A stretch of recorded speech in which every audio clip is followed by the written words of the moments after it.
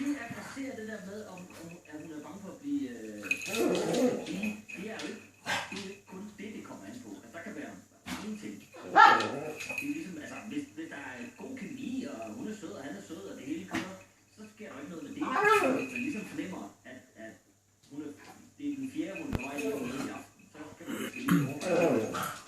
Hvis hun står med penicillinkuren klar, fordi hun ved godt, hvad klokken er slået i går, så kan man måske.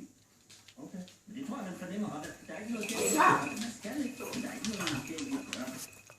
Annette, hvad er det så, Jamen,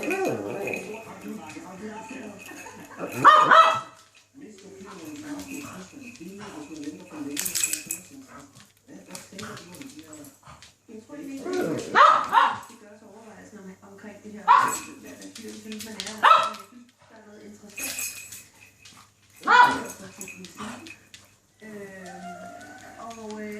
Det er interessant i forhold til synspunktet, fordi hvis man sådan lige kigger lidt mere på generationer, altså Huxi tror jeg er noget yngre end Vito er. Chico, så stopper vi, ja? Men han lever i hvert fald det unge single-liv, ikke?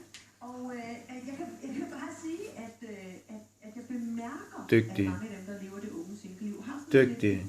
de godt. går lidt hurtigere til stålet.